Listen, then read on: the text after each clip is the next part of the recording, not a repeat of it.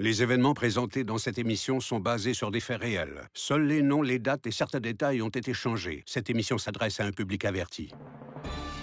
Dans cet épisode de Meurtres insolites, Ce sera 3 $, s'il vous plaît. le rêve d'une jeune femme est de vivre un conte de fées. Un bébé. Et elle fait tout ce qu'elle peut pour le réaliser.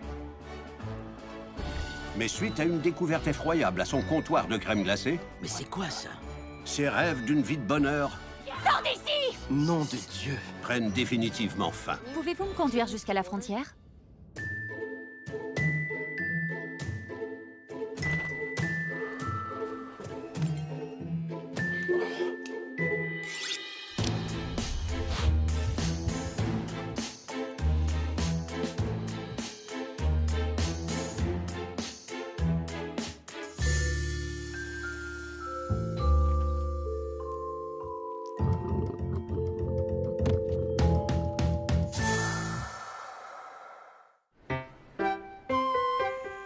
Brooklyn, New York, en l'an 2000.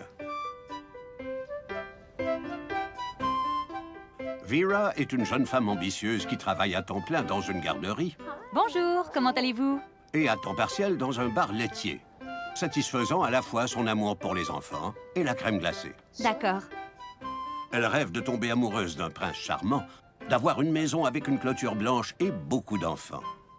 Ce sera 3 $, s'il vous plaît. Vous avez de la chance. Merci.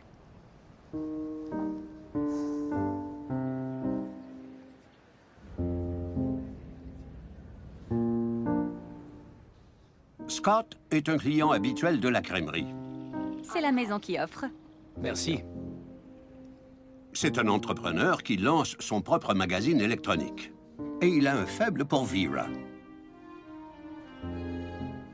Tous les jours, après le souper, il s'arrête pour prendre un cornet à 2 boules de crème glacée aux pépites de chocolat à la menthe. C'est très joli. Merci. Ouais, Scott charme Vera. je t'ai apporté quelque chose. Ah oui? Il la couvre de cadeaux et de compliments. Scott! Oh, elles sont magnifiques. Merci. Je t'en prie.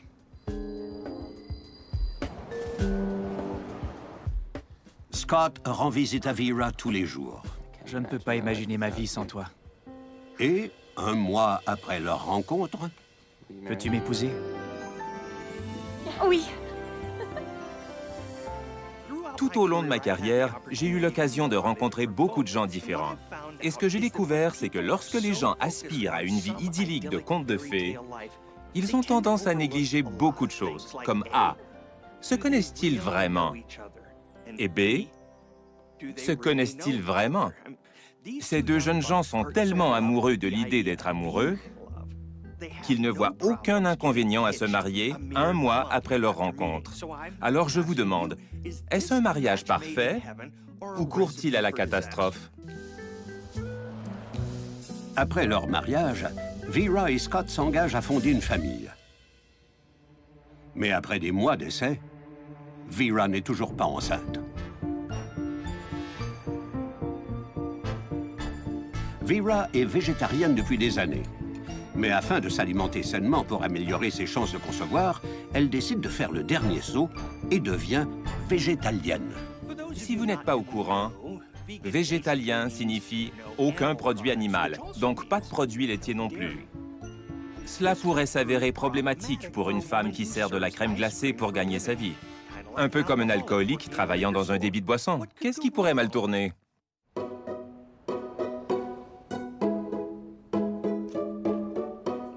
À cause de son nouveau régime, Vera ne peut plus se permettre sa gâterie préférée. Salut! Salut. Pour lui remonter le moral, Scott lui offre des cadeaux. Des chocolats. Scott. Mhm. Le chocolat contient des produits laitiers. Des chocolats suisses. Mais Scott est décidé à devenir le prince charmant de Vera. Hey! Il lui présente un plan d'affaires génial.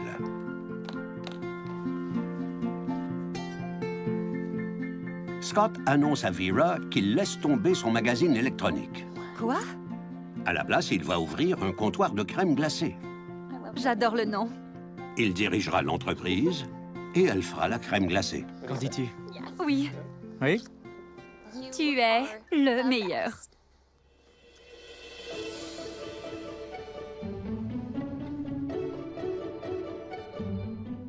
Au début, leur collaboration fonctionne à merveille. Bonjour. L'entreprise est en plein essor. Qu'est-ce que je peux vous offrir? Vera consacre toute son énergie à son commerce. Merci. Oh, un bébé.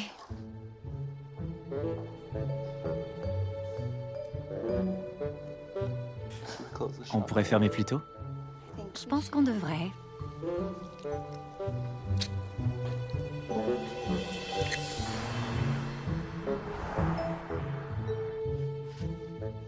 Mais après des mois à vivre et à travailler ensemble,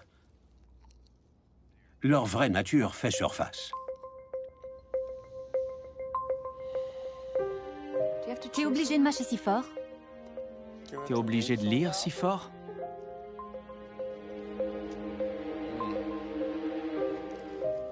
Ce n'était qu'une question de temps avant qu'ils se connaissent vraiment. Et le problème en épousant quelqu'un un mois après l'avoir rencontré, c'est que les masques tombent et il ne reste que... Enfin, la personne que vous avez épousée. Et comme on dit, femme heureuse, foyer heureux. Scott se lasse rapidement du mode de vie végétalien et des obsessions de Vera. Vraiment, Scott? Et perd tout intérêt pour Vera et son entreprise.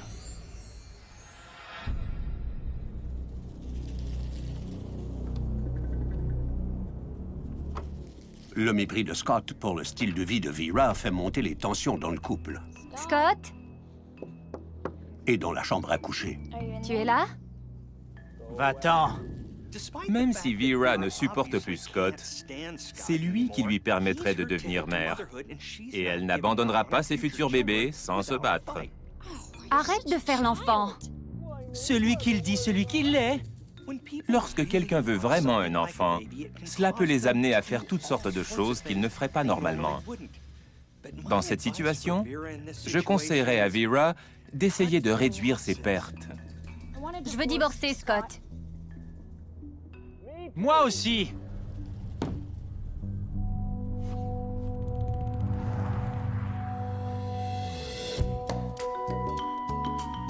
Dans le règlement de divorce, Vera accepte d'acheter l'entreprise de Scott et lui ira vers de nouveaux horizons. Ça semble juste. Un mariage rapide qui se termine par un divorce rapide. Ce n'est pas surprenant. C'est la vie, comme on dit. Il semble qu'aucun d'entre eux n'ait particulièrement peiné que ça ait échoué. Ils sont jeunes, ils sont beaux, ils trouveront quelqu'un d'autre. Ou une autre saveur de crème glacée. Vous voyez ce que je veux dire. Maintenant que Scott n'est plus dans le coup, Vera passe son temps à créer de nouvelles saveurs végétaliennes Bonjour. jusqu'à ce que les voisins se plaignent du bruit. Je suis vraiment désolée pour le bruit. C'est mon nouveau mixeur. J'ai travaillé sur cette saveur toute la nuit. Je suis vraiment désolée. Et si je vous offrais une crème glacée gratuite? Qui peut refuser ces gentillesses? Surtout quand elles sont accompagnées d'une crème glacée gratuite. Merci. Elle semble avoir déniché la recette parfaite. Et je ne parle pas de la crème glacée.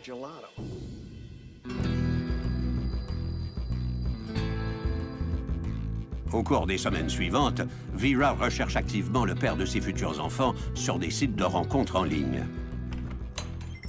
Soudainement, un nouveau client franchit la porte. Bonjour. Bonjour. Pardon, je crois vous avoir vu aux nouvelles l'autre jour? Oui, c'est possible. Moi, c'est Justin. Et moi, Vera. Enchanté, Vera. Enchantée de vous rencontrer. Qu'est-ce que je vous sers? Que me recommandez-vous? Eh bien, Justin est un militant végétalien et une célébrité locale du mouvement contre la viande. grenade kale. J'adore le kale. Pour Vera, c'est le coup de foudre. C'est la maison qui offre. J'aime cette maison. Vera a le béguin pour Justin peu de temps après son divorce. D'un point de vue psychologique, cela peut nous en dire beaucoup sur sa personnalité. Insécurité, recherche de validation, incapable d'être seul. Je dirais tout ce qui précède. Vera et Justin commencent à sortir ensemble et partagent leur passion végétalienne. C'est parfait.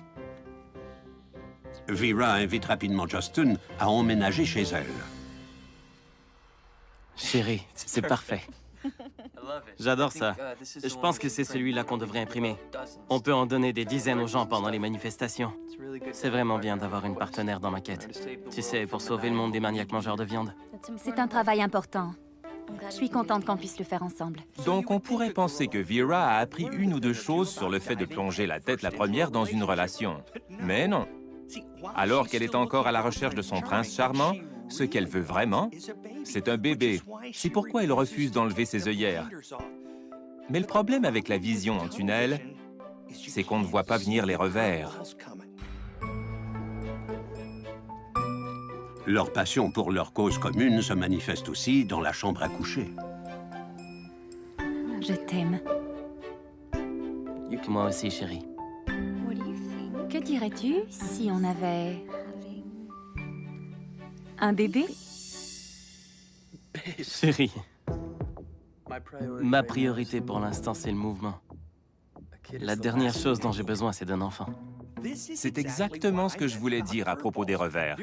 Vera a supposé que le fait d'avoir un bébé était une priorité pour Justin. Elle n'a jamais pensé à lui demander s'il en voulait un avant qu'ils emménagent ensemble.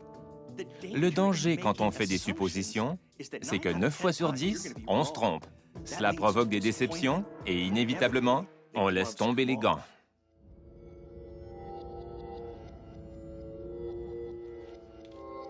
Quand Justin dit à Vera qu'il ne veut pas d'enfant, ses rêves de fonder une famille s'écroulent.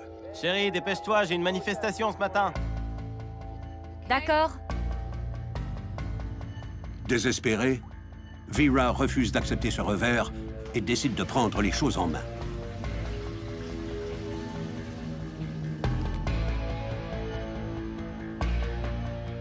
Mais la plomberie n'est pas très fiable dans le vieil appartement de Vera. Chérie, viens ici. Et Justin découvre facilement son plan. C'est ta pilule contraceptive? Vera, c'est trompeur et malhonnête. Trompeur? Tout ce que je voulais, c'était une famille. Tu m'avais promis une famille. Absolument pas. Tu délires. Justin!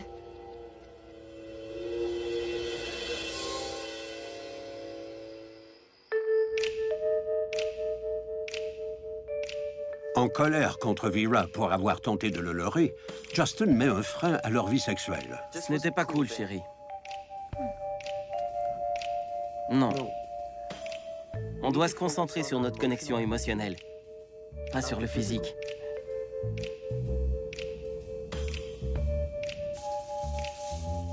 Après des semaines d'abstinence sexuelle, Justin n'est toujours pas intéressé. Vera commence à avoir des soupçons. Ses pires craintes se confirment quand elle découvre qu'il a échangé des sextos avec une autre femme. Qu'est-ce que c'est? Chérie, c'est juste une vieille amie. Juste une vieille amie. Tout ce que je voulais, c'était un bébé. Pourquoi tu ne peux pas m'en donner un? Voilà un cas classique de déconnexion entre le conte de fées et la réalité.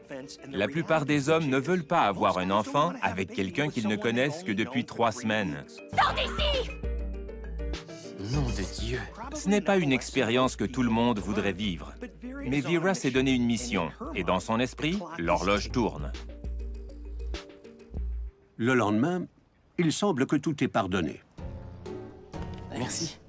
Je me fie à ton opinion. Vera demande même à Justin de goûter une nouvelle saveur de crème glacée, graines de lin et citrouille. Très bon. Parfait. Merci, chérie. Après avoir dévoré tout le bol de crème glacée, Justin tombe soudainement malade.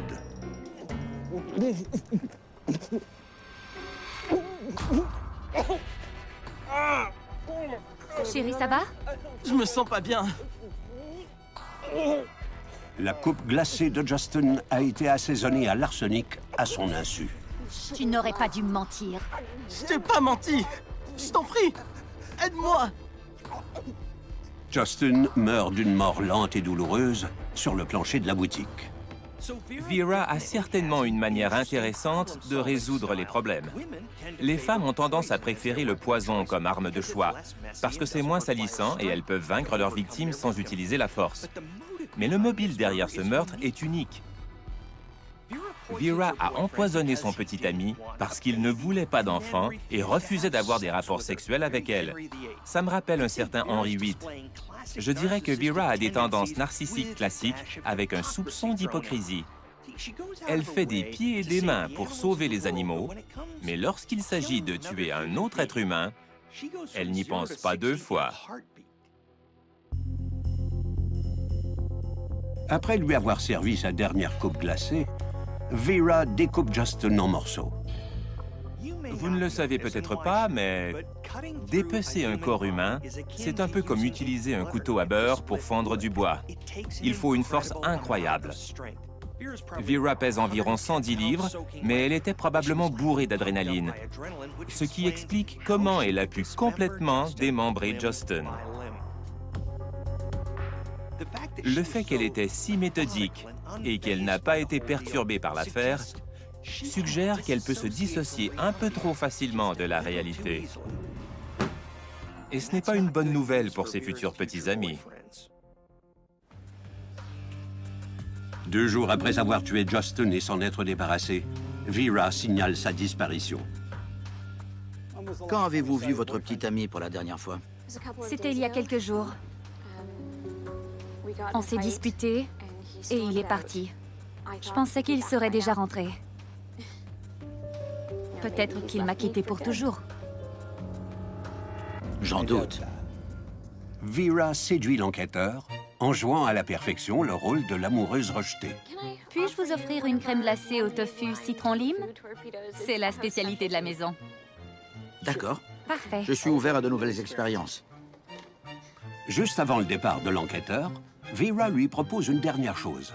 Vous ne voulez pas vérifier s'il y a un corps ou autre chose au sous-sol? Au revoir. Au revoir, enquêteur.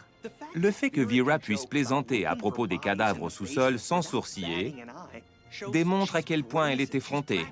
Elle met pratiquement l'enquêteur au défi de la démasquer. Elle joue avec lui. Les gens comme ça sont encore plus dangereux parce qu'ils ont un mépris flagrant de l'autorité et n'ont aucune crainte des conséquences. Ce qui veut dire, surveillez vos arrières, les gars. Maintenant que Justin a disparu, Vera commence à chercher un autre prince charmant. Pendant ce temps, à l'insu de Vera, un technicien d'entretien est appelé à faire des travaux dans son bâtiment, une semaine après que Justin eut goûté sa dernière crème glacée. Grosse surprise, les petits assainisseurs d'air ne dissimulent pas l'odeur d'un cadavre. Pensez à de la viande pourrie mélangée à une couche sale laissée au soleil pendant une semaine. Croyez-moi, même après 25 ans de métier, ce n'est pas un parfum auquel je me suis habitué. Et je peux encore le sentir si j'y pense.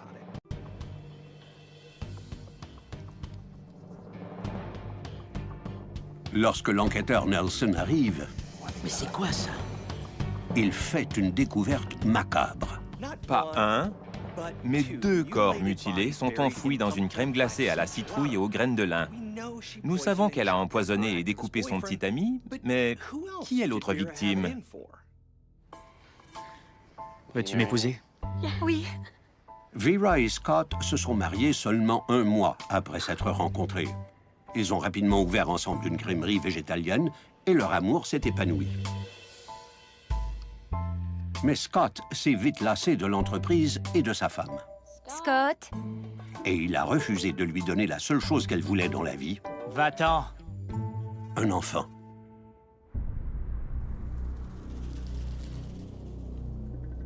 Après le divorce, Scott refuse de déménager. Alors Vera, déterminée à trouver l'homme de ses rêves, va de l'avant à toute vapeur. Tu crois que tu vas impressionner un minable en portant ça? Elle commence à sortir. Cependant, Scott attaque sans cesse son amour-propre. T'es rien d'autre qu'une salope bon marché. Personne ne voudra avoir un bébé avec toi. Tu resteras seul toute ta vie avec ta boutique stupide qui va te mener à la ruine parce que tu ne veux pas vendre de la vraie crème glacée. T'es une idiote. Scott esquive le coup, mais il se cogne la tête sur le coin de la cheminée. Scott? Oups! Le côté impulsif de Vera a eu raison d'elle, et même si son intention n'était pas de le tuer, il est mort en conséquence d'une de ses actions. Et aux yeux de la loi, c'est un meurtre. Cette décision rapide a peut-être donné le coup d'envoi de la carrière meurtrière de Vera. Au début, Vera est horrifiée. Mais elle se rend vite compte que Scott a finalement disparu de sa vie. Pour de bon.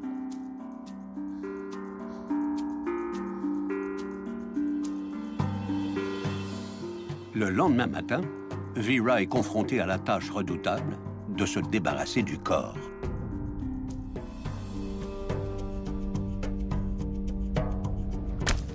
Si vous me le demandez, le fait de tuer son ex-mari et de dépecer son corps sans verser une larme correspond au comportement d'une inadaptée sociale, ce qui signifie essentiellement qu'elle est complètement dépourvue d'empathie. Dans l'esprit de Vera, elle doit cacher le fait qu'elle a tué Scott, même si c'était par accident. La plupart d'entre nous appelleraient la police et confesseraient nos torts. Mais pas Vera la fantastique. Les corps sont identifiés comme étant celui de son ex-mari et de son petit ami qu'elle a porté disparu il y a une semaine. L'enquêteur Nelson lance un mandat d'arrêt pour ce double meurtre. Police, ouvrez! À ce stade, on pourrait croire que Vera va se rendre. Elle est recherchée pour un double homicide et la police est à sa porte. Mais une femme comme Vera n'abandonne pas si facilement. Cela ne faisait pas partie de son plan. Et l'une des compétences qu'elle possède est la capacité d'improviser, de sorte qu'elle peut facilement changer de plan. Après avoir trouvé l'appartement de Vera vide, l'enquêteur Nelson lance un avis de recherche contre Vera. Pourriez-vous me conduire à l'aéroport, s'il vous plaît? Oui, certainement. Merci. Vera s'enfuit et se dirige vers l'aéroport le plus proche. Vera la Mégère, connue dans toute la ville comme militante des droits des animaux et propriétaire du comptoir de... Vous pouvez éteindre la radio? Bien sûr, pas de problème. Elle change soudainement d'avis. Mon vol a été annulé. Pouvez-vous me conduire à la frontière? D'accord. Vera a un bon instinct. Elle est intelligente. Elle évite l'aéroport parce que la police va suspendre le passeport d'une personne dès qu'un mandat d'arrêt est lancé. Ils vont fouiller non seulement la maison de Vera, mais aussi tous les endroits où elle a mis les pieds. Le fait de sortir du pays pourrait donc jouer en sa faveur. D'accord. 12 heures plus tard, Réveillez-vous, on est arrivé. Vera, épuisée, arrive au Canada. Ce sera 3500 $. Voilà. Elle refuse de payer le chauffeur. Vous êtes sérieuse? Désolée. Allez. Vous êtes...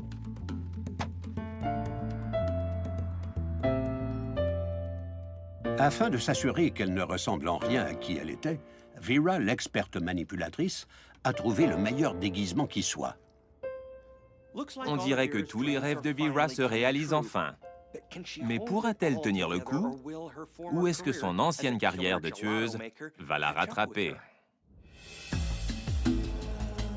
Après 6 mois, et malgré des recherches à l'échelle nationale, il n'y a eu aucune piste de la belle blonde, jusqu'au jour où... C'est pas vrai. Le chauffeur de taxi qui l'a conduite au Canada contacte la police. Enquêteur Nelson? Il raconte à l'enquêteur que la femme recherchée pour double meurtre se cache au nord de la frontière. Ouais. Je l'ai déposée au Québec. Elle a dit qu'elle ne pouvait pas payer. Je me souviens d'elle.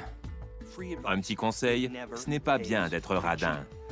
De tous les hommes que Vera a charmés tout au long des années, elle a négligé l'homme qui pouvait la conduire à sa perte, son chauffeur de taxi. Avec l'aide du chauffeur de taxi, l'enquêteur Nelson traque Vera au Canada. Un instant.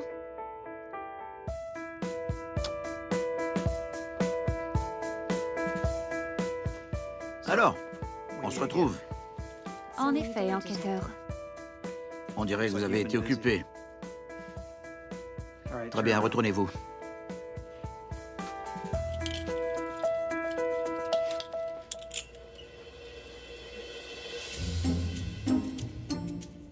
Scott était immature. Il vivait toujours avec moi après le divorce. Et il m'a énervée. Alors je l'ai frappé et il est tombé. Ce qui a facilité le reste. Vera admet avoir tué son ex-mari Justin aurait été le bon, et son ancien petit ami, Justin. s'il ne m'avait pas trompé. Et elle confesse qu'elle s'est débarrassée de leur corps dans le sous-sol de son commerce. Pourquoi vous avez fait ça aux personnes que vous aimiez? Ils ne m'ont pas donné ce que je voulais. Vous vouliez quoi? Un bébé? Vera est une manipulatrice narcissique qui souffre probablement d'un trouble du comportement. Donc, quand aucun des deux hommes n'a pu lui donner ce qu'elle voulait, ils ont fini 6 pieds sous terre. Le plus effrayant, c'est que cette femme est parfaitement saine d'esprit et ne souffre pas de délire psychotique, ce qui, en d'autres mots, signifie qu'elle savait ce qu'elle faisait. Elle est coupable de 2 meurtres au premier degré et condamnée à vie sans possibilité de libération conditionnelle. Bonjour mon bébé. Alors qu'elle est en prison, Bonjour. elle donne naissance à une petite fille en bonne santé qu'elle appelle Buttercup. Tu vas être si grande et si forte, Son rêve d'être mère comme ta maman. s'est enfin réalisé. Le temps est écoulé. Encore une minute, s'il vous plaît. Vous connaissez les règles. À bientôt. Ce n'est pas exactement la vision de la maternité que Vera avait en tête. La plupart des gens qui ne peuvent pas avoir de bébé vont dans une clinique de fertilité ou adoptent un enfant. Au lieu de cela, Vera a pris les choses en main et quand elle n'a pas obtenu ce qu'elle voulait de ces hommes, elle les a coupés en petits morceaux. Maintenant, elle passera le reste de sa vie seule, sans aucune chance d'avoir sa maison avec une clôture blanche. Cela prouve que ça ne vaut pas la peine de tuer des gens pour vivre un conte de fées. Le problème quand vous construisez vos rêves sur une montagne de crème glacée, c'est qu'elle finit par fondre et il ne reste plus rien. On dirait que Vera a enfin eu ce qu'elle méritait.